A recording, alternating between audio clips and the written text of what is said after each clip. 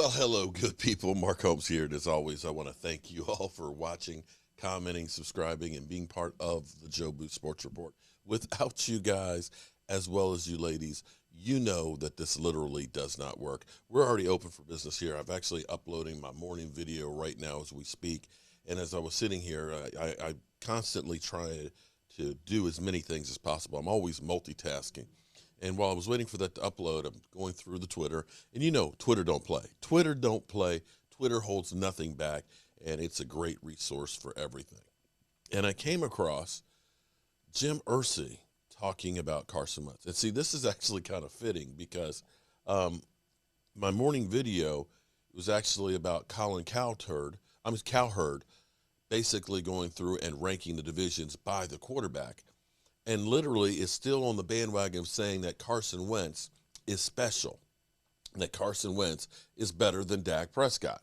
And I was doing a comparison of the numbers and trying to figure out what it is that I'm missing that Colin Cowherd has about Carson Wentz, because he picks the Washington Commanders to be the winner of the division. And, I can also say, nobody's repeated in the division as division leader. So that is, a possibility. But if your reason is because Carson Wentz is the best quarterback in the division, I'm sorry, that's a pipe dream being a crack pipe dream. So at the owners' meeting about an hour ago, Jim Irsay, the owner of the Colts, went off about the Carson Wentz situation. He calls the Carson Wentz error a mistake. For us, Jim Irsay was definitely pissed off, and he says it is the worst mistake he's ever made. Now, keep in mind, I want you to keep in mind on this one. Instead of doing the Green Bay path where they kept Brett Favre and Aaron Rodgers on the bench for a few years, this is a team that got Andrew Luck and said, Peyton Manning, bye-bye. And Peyton Manning goes to 2 Super Bowls with Denver. To me, that was the worst mistake that you could have made. I mean, you let go of that guy, and unfortunately, Andrew Luck never reached his potential and could not stay healthy.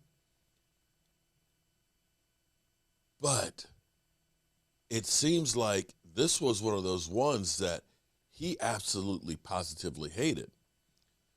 I want to read some of the things that he said verbatim. Okay, forgive me, I'm not a great reader out loud. I think the worst thing you can do is have a mistake and to try and keep living with it going forward. For us, it was something we had to move away from as a franchise. It was very obvious.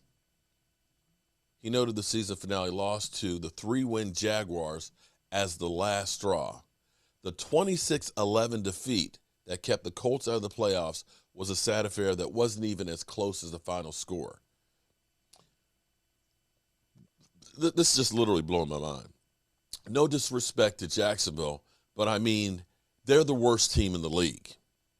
You play well and you play hard for the first quarter or so, and they're looking to go into the locker room and clean it out.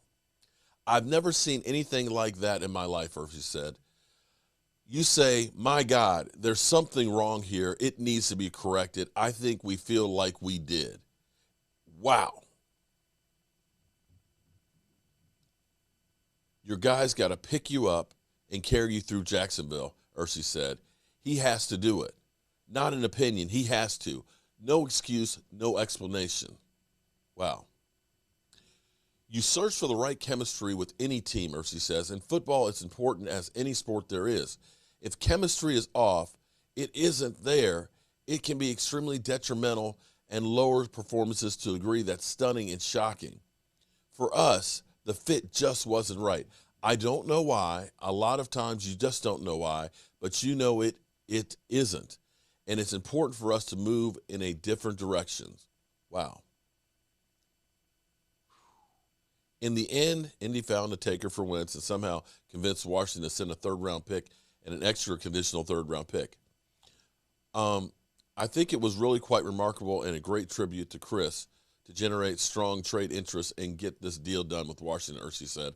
I don't lose the fact that it was a pretty big blessing from the football gods where we were and we could get things that we didn't materialize at that level. In the end, cutting Carson Wentz, we got nothing. Wow. That is a pretty blistering thing. Basically, he's saying it's a blessing from the football gods that we got a third-round draft pick for this stiff. I mean, you can't put it any different than that. You're talking about a guy, I mean, seriously, what happened in that locker room? Now, we've heard rumors about Carson Wentz that he's kind of uncoachable, that he's got a bad attitude. Of course, we heard that for like 8 months he wasn't talking to Doug Peterson. The Eagles tried to appease him and get rid of Doug Peterson, but they realized he's just not the guy, that he is literally just ass. That is scathing. And if you're the Washington Commanders right now, good luck with that. Good luck with that. I hate to say, and I did a comparison of this before when the trade was first done. And I made a comparison because Carson Wentz is the modern day Jeff George. And a lot of you probably don't know who Jeff George is, but Jeff George was highly touted, number one pick in the draft, cannon for an arm, and everybody thought that he was going to be a MVP, Hall of Famer guy and everything else. Drafted by the Colts, interestingly enough. Ended up having a hissy fit and basically made his way out of the Colts to get traded to the Falcons, where he was still a bum. Eventually going to Washington, the Bermuda Triangle that is, when it comes to quarterbacks, the Washington football team. Basically, his career was ending in there. And his lack of leadership, his arrogance, his attitude, all of these things came to a head. And you're kind of believing that this is deja vu with Carson Wentz. For a team owner, and I will say this much at least, this is how you do it. Because unlike the Cowboys when they were pissed off at Amari Cooper, they let everybody know, and they devalued Amari Cooper.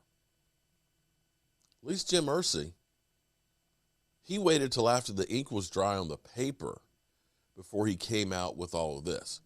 Do you think if he had said all this before trying to trade him, that he would have gotten a trading partner? I don't think so. Lesson for you, Dallas Cowboys. Lesson for you. And with that being said, I got to get my other video up because these two are definitely together. Good luck, Washington Commanders, away. Our coach here, and as always, I want to thank you all for watching, commenting, subscribing, and being part of the I'll see y'all later. Sports Report.